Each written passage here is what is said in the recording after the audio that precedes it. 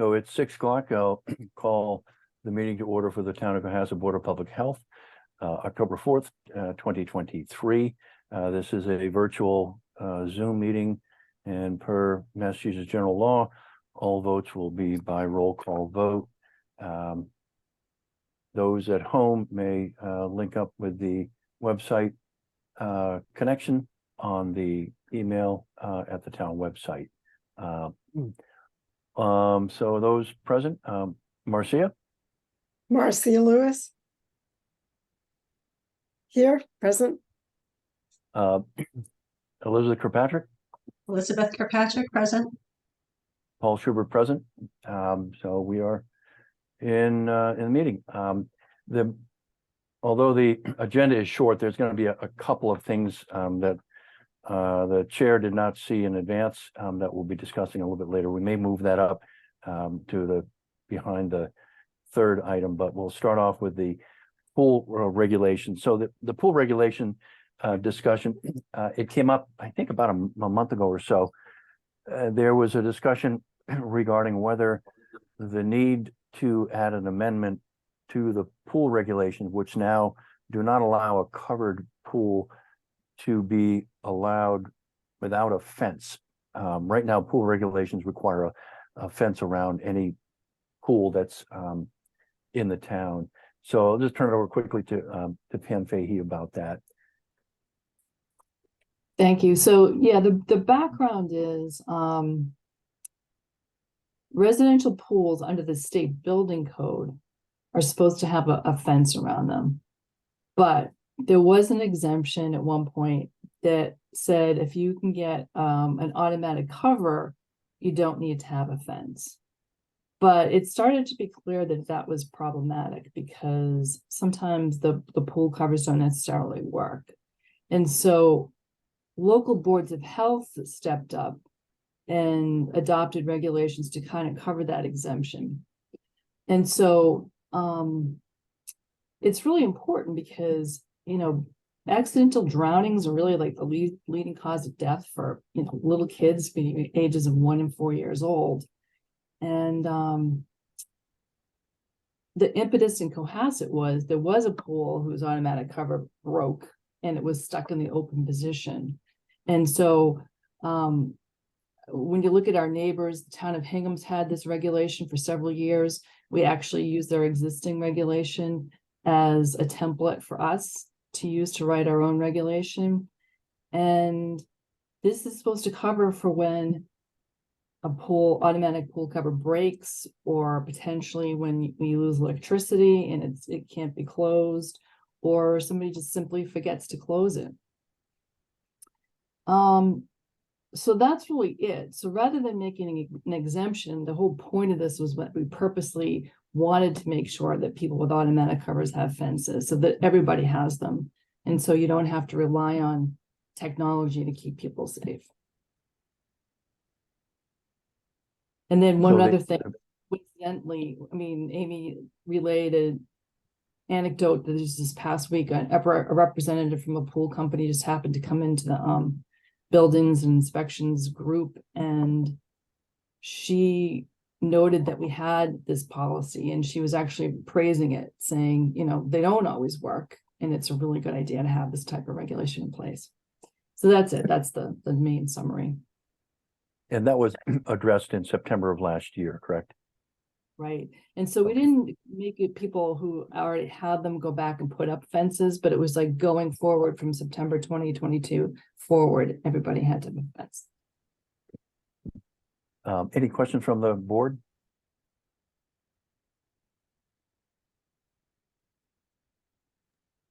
Okay. And the other thing which I had always thought you needed a fence was for animals, so that, you know, the local dog jumps in the pool and gets caught, it doesn't necessarily drown, or other animals get caught in the pool. The fence would potentially mitigate the dogs from, they can dig underneath as well, but to keep away animals from getting drowned in the pool, in addition to kids. I mean, that's the other problem that's there. Any other discussion? So we'll go to the next up. We're on time. The feng shui update, we had, I think, asked for a reinspection and a discussion after that. So that's where we stand now. I'll turn this back over to Pam again.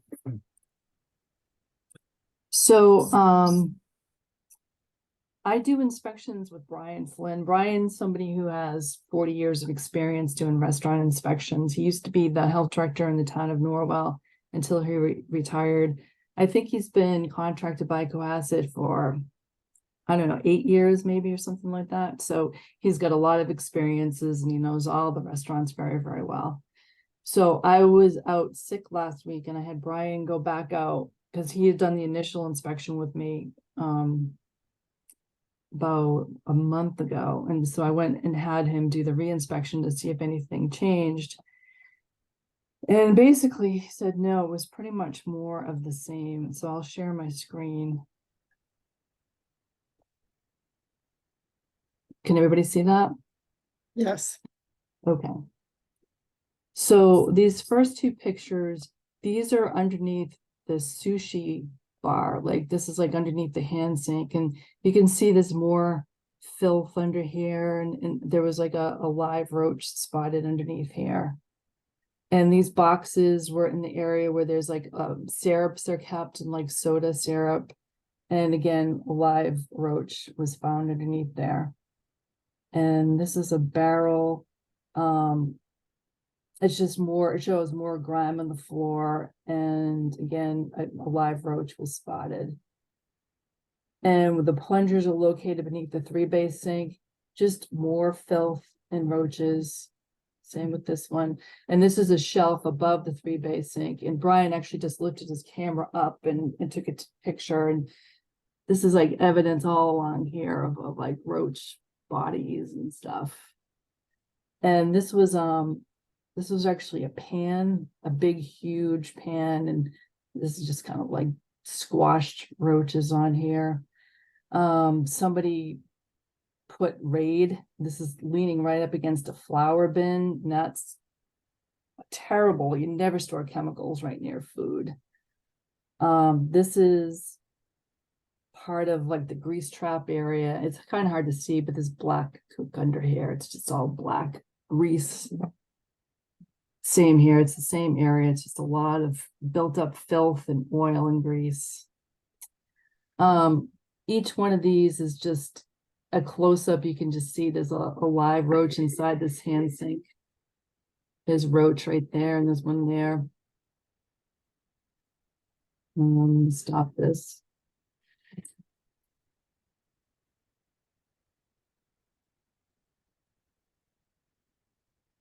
And then this is under the dishwasher.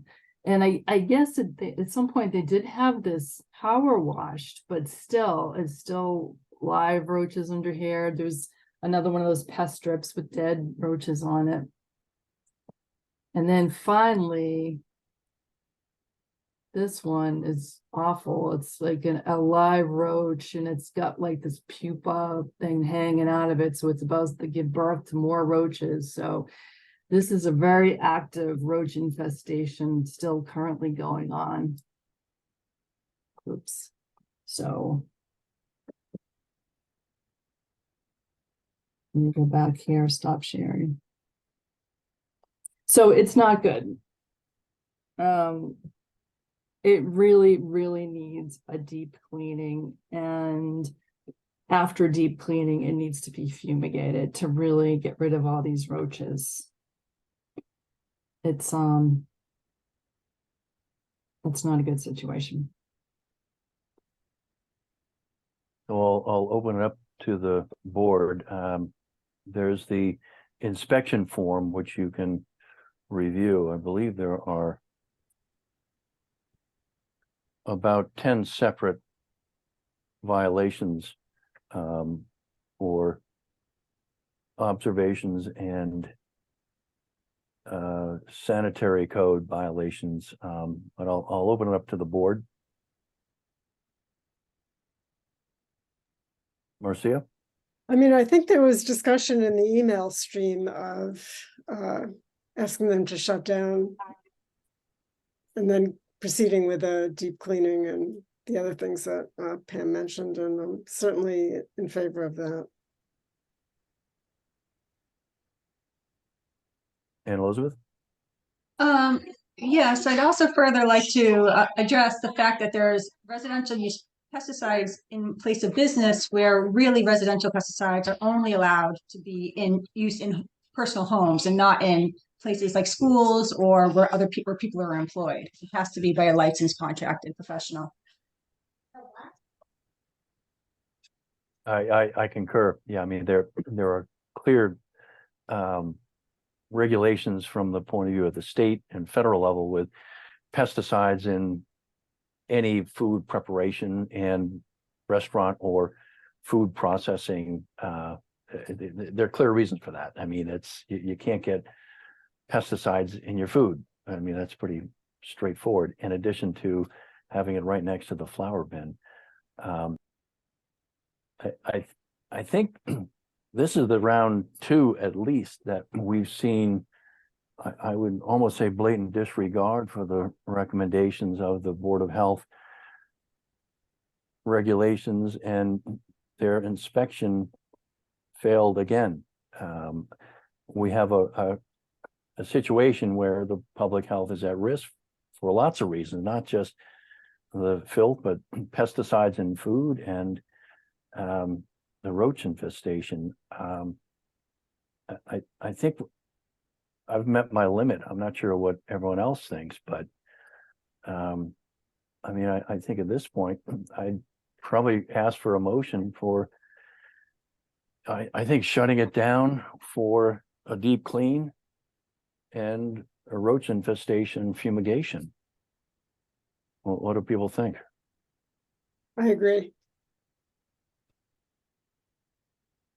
I agree. So I guess I would ask for a motion to for clear public health inspection violations and food handling and pesticide handling, that we shut down immediately feng shui until it passes inspection after a deep clean and fumigation. Yeah, I'll make that motion. That feng shui be shut down because of these public health violations. They be shut down immediately. And then they get a deep clean and fumigation for roast infestations, and followed by reinspection until we allow them to reopen. Is there a second? I second. So ask for a roll call vote. Motion is on the floor for shutting down feng shui for the reasons recommended. All in favor? Marcia? Marcia Lewis, I. Elizabeth? Elizabeth Kirkpatrick, aye. Paul Schubert, aye. The motion passes unanimously. And I think we should put up the order from the Board of Health. Let the owner know that it's closed. I think the owner is on the call too. Okay, and they're aware. So it would involve cleaning, infestation, fumigation, and reinspection.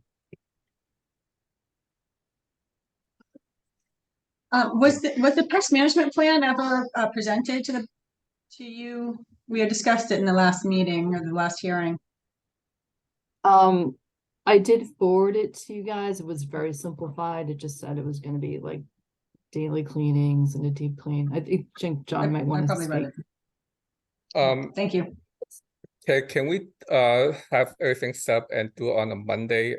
So we have time to talk to the steam clean company and fumigation setup. I'm sorry, you wish to delay the closing until maybe Monday, so we can have everything set up. I'm not sure what the schedule is for the companies to come and steam clean. Well, I'm not sure what the schedule was prior to this, but this is this failed second attempt at the Board of Health to try to ensure that it's a safe product coming out of the restaurant. So I'm going to say no. Okay. I mean, this has been ongoing, and the clear understanding on the last meeting was that you would understand that the deep cleaning, the roach infestation, and a reinspection could lead to this. And that was the understanding. You were under the understanding that was correct. So no, I don't believe we will delay it. It's going to be now. Okay. So starting tomorrow or? Tomorrow morning, if that's reasonable with the board. Yep. So John, I don't know, I wouldn't hire the same company to do that steam cleaning. It didn't really seem to do much. You need to have somebody to actually pull the equipment away from walls and really get underneath equipment. Like there's still so much filth that was never touched. You know, you were saying that it was steam clean, but you can't even tell that it was. But yeah, we just told them to do it and then at the spots, and then we leave for the night. And yeah, and when we came back, I guess team do some of the spots. Yeah, it really needs to be the whole place, and it really needs to be everything pulled out away from walls and really get underneath all the equipment and get rid of all that old grease and stuff. It's just acting as a food source for these roaches that are just thriving in there. Okay. So steam clean and have the pest control fumigate. Yes. Yes, and then to pass a reinspection of the premises. Okay. So when you really think it's all clean and there's no more roaches, then you give us a call and we'll come back out again. Okay. Okay, thank you. So next on the agenda is approved, well, actually, I think there was I'd like to move the agenda a little bit around. Topics not reasonably anticipated, the chair 40 hours in advance of the meeting. Some of you may have seen on the email that came out today, there's trouble at one of the local establishments that I'll have Pam talk about by having food served in an unsafe manner. So I'd like to move the agenda up. Topics not reasonably anticipated, the chair 40 hours in advance of the meeting to the present time, if that is fine with the remainder of the board. Yes. Okay, great. So Pam, if you can kind of go through what a little bit shocking, but I'll let you kind of. Well, actually, I'd like to introduce John Hallen. He's our building inspector in the town of Quasin. I'm not sure if the board members know him, Perfect. but John's here and he actually went out there in person today, and I will let John give the report to the board. Okay, John, thank you for coming. Thank you, Paul, and other members. It was Cohasset Wine and Spirits. So we did receive some information and a call from the neighbor next door. So apparently, but not apparently, they had two bathrooms there. In one of the bathrooms they were using as a food prep area, cooking. He said it was for personal use. And also the other bathroom, I observed a microwave inside the bathroom opposite the toilet. So it was, in addition to that, there was some piping from the HVAC unit that need to be changed. So he still had the cooking apparatus on site today. So I closed the store, instructed him to remove all the cooking apparatus from the store completely, remove the microwave from there, clean both bathrooms, relocate the HVAC overflow piping. It was kind of flowing into the sink. And then to call for reinspection once those are done. But I just thought it was safe enough to close it rather than to have to trust that this was going to be done. There was an incident like this that took place probably right around the opening. This was, it might have been last year, but we had a similar incident. So I just didn't feel it safe to kind of let the behavior continue. So at some point I should hear from them after they've done those corrections. We'll go back down and then we'll review the situation and either, if more work needs to be done, fine. If the store needs to be open, we'll take it from there once it's all done. Usually, obviously we involve the Board of Health, but we did it under the building department regulations, just as an unsafe building until they get the repairs done. Okay, thank you. And the reason why it comes up to the Board of Health is that there is a health permit. They have a Board of Health permit for, I believe it's just limited food sales in the location. But this is also under the building supervision, is a Board of Building Inspection as well, correct? Yes, and there was a strong odor in both bathrooms of food. There was still food debris on the walls, the floors, from overspill, splash. So it just needed to be, again, all these pieces were removed, and he said he wasn't cooking in there. But again, all the debris was still on the floor, the walls, and the cooking pieces were just in another room on a shelf. So I just, found it best to, again, remove the microwave, do the repairs, get both bathrooms cleaned up, then we'll re-inspect them. And if that work is done, allow them to open up. Okay, thank you. Any comments from the board?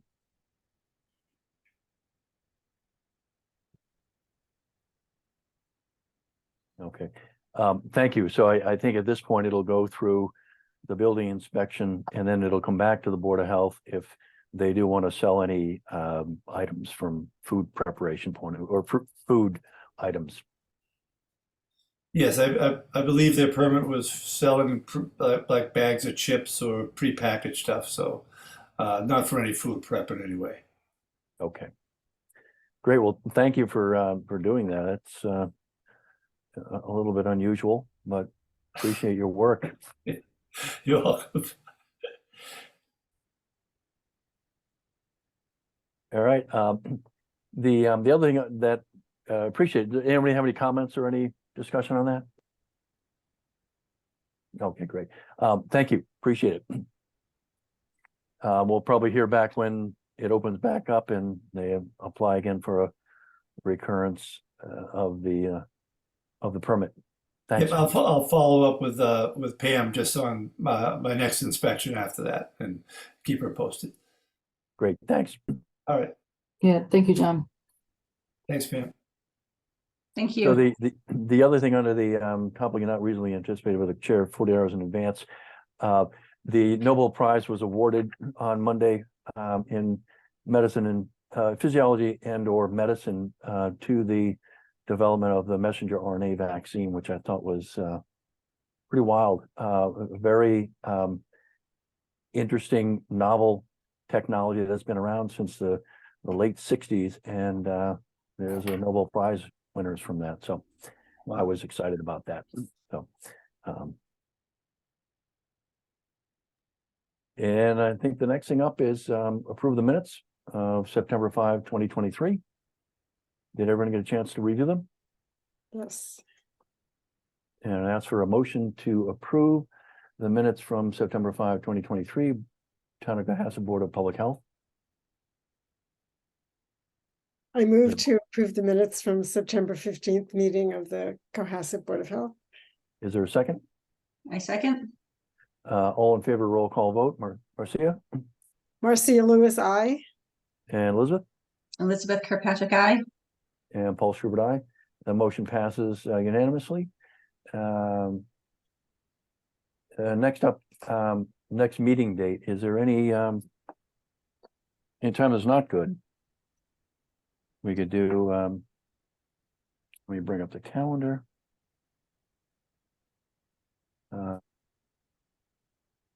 So I'm around November, so there's no trouble there. Monday, Tuesday, Wednesday, does Tuesday work better? Had in the past, I don't know. That would be Tuesday, November 7th. Tuesday, November 7th, yeah. Yeah, good for me. Works for me. And it works for me. Pam, does that work for you? Okay, good. So we'll set it for November 7th at 6 p.m. And I guess the only other thing is whether to have a in-person meeting or Zoom. These are pretty short meetings generally. So I'm not sure whether you want to be in person or still do the Zoom. Any thoughts? I prefer Zoom just because I have young kids and sometimes my husband is not available of meetings or travel, but I can always Okay. make in-person work. Okay, Marcia? I'm fine with doing Zoom if it makes Okay. Elizabeth's life easier. Yeah, I mean, I'm fine with Zoom as well because it typically trying to get home and prepped and ready for it. It's always a tight schedule. So if is that all right with you, Pam? Yeah, I prefer it myself. So I'm glad you guys Alright. voted to do that. I mean, I think until is- the state decides against it, it's going to be a mixed bag of, Yeah. what committees meet in person and those that do Zoom. Yeah, in the wintertime, it's really nice to do it. I have to go out. So did we decide 6 o'clock on Tuesday, November 7th? That's correct. 6 works, yeah. 6 p.m. Yeah. So next up is Public Health Director report. Honestly, I don't even have anything because I've been out on medical leave and then this is my first week back. So I've Okay. seen everything I have going on. We saw a lot today, that's for sure. Okay, and then next up is the Public Health Nurse report. Mary? Yeah, so not too much to report. Mary Whitley and I completed our home visits last week. So all the homebound people that we know about got their flu shots. So that's good. Like I said, I was up at the middle high school today. I vaccinated 35 staff and teachers. I go to Osgood next week, Deer Hill the week after that. So those are all the good ones to go after because they all have Blue Cross Blue Shield. So you're going to get reimbursed for that. So but other than that, that's about it. Okay, great. And the next flu clinic, when's that? October 16th. That's Okay, a great. Monday. Yeah. Okay, great. Monday the 16th, Tuesday the 17th, and then November 4th. Excellent, great. So I pretty much covered what I wanted to do. Is there anyone on the board that have any comments? Nope. Again, I was very excited about that Nobel Prize for a pretty amazing technology. I think that is going to be a useful technology down the road for a lot of things like vaccines for independent individual cancers for a given person, and we're going to see this really take off, which I'm really delighted that they received the award. That is they deserved it. Yeah. So I'd ask for a motion to adjourn.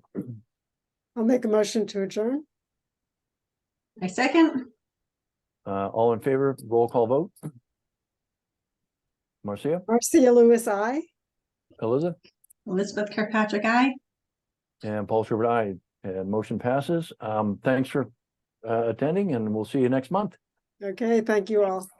Thank Good you. night. Goodbye. Bye. Good night.